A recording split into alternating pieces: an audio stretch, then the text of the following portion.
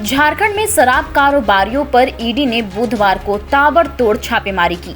इस दौरान सोरेन सरकार में वित्त मंत्री डॉक्टर रामेश्वर उरांव के रांची स्थित निजी आवास सहित 5 शहरों में 32 ठिकानों पर बुधवार सुबह से छापेमारी शुरू की गई। रांची के अलावा धनबाद, दुमका, देवघर, गोड्डा में छापेमारी की गई। जिन ठिकानों पर हो रही है वो झारखंड में शराब कारोबार के संचालक रहे योगेंद्र तिवारी और उनके सहयोगियों के हैं।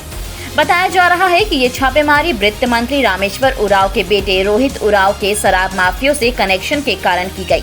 आरोप है कि शराब माफिया योगेंद्र तिवारी के बिजनेस में रोहित उरांव का बड़ा निवेश है।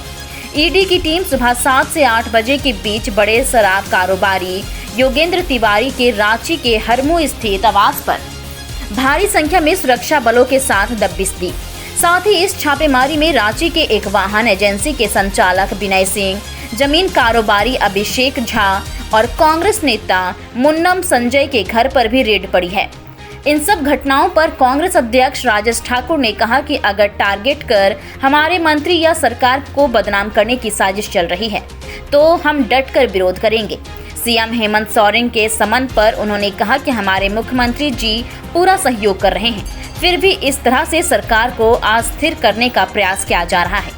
पूर्व में 21 मार्च को आयकर विभाग की छापेमारी में यह खुलासा हो गया था कि शराब कारोबारी योगेंद्र तिवारी ने करीब 15 करोड़ से अधिक की अघोषित संपत्ति अर्जित की है। माना जा रहा है कि इनकम टैक्स विभाग ने ये सूचनाएं ईडी के साथ साझा की है। इसके बाद से ही झारखंड में शराब घोटाले में छत्तीसगढ़ के सिंडिकेट की संलिप्तता भी सामने आई है। छत्तीसगढ़ में शराब घोटाले की ईडी जांच पहले से चल रही है। जांच एजेंसी का मानना है कि छत्तीसगढ़ के तर्ज पर यहां भी शराब कारोबार में बड़े पैमाने पर गड़बड़ी हुई है। ईडी लगातार इस तरह की कार्रवाई गैर भाजपा शासित राज्यों में करती रही है और एक बार फिर से झारखंड में ईडी ने दस्तक दिया है। ईडी को पहले ये क्लियर करना चाहिए कि किस मामले में ये जांच चल रही है, छापेमारी हो रही है। ईडी सूत्रों के हवाले से, मुखबिरों के हवाले से बताती है कि शराब घोटाले में हो रही है।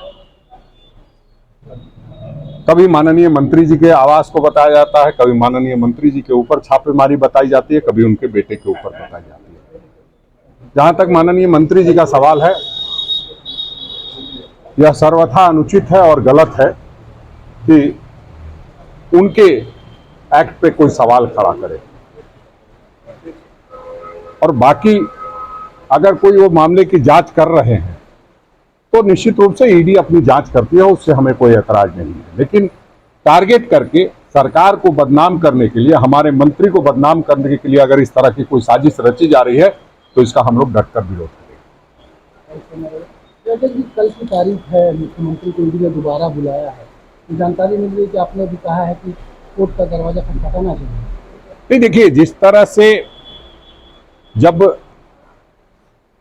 कोई चीज की अति हो जाती है और माननीय मुख्यमंत्री जी ने जिस तरह से पहले ईडी को सहयोग किया, बावजूद ईडी अब फिर से एक बार बुला रही है।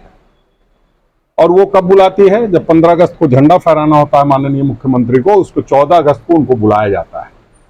एक क्योर्स क्रिएट करने का प्रयास किया जाता है कि सरकार अस्थिर हो सकती है, मुख्यमंत्री जेल जा सकते हैं, इस तरह के सगुफे भी छोड़ेगा, ऐसा नहीं है। और मीडिया को सिर्फ और सिर्फ सूत्रों के हवाले से, मुखबिरों के हवाले से इस तरह की बातें बताई गई। तो ऐसे में निश्चित रूप से माननीय मुख्यमंत्री जी को दरवाजा खटखटाना चाहिए न्यायालय का। जब भी अन्याय सर चढ़ के बोलता है तो निश्चित रूप से न्याय के लिए न्यायालय का दरवाजा खटखटाना चाहिए।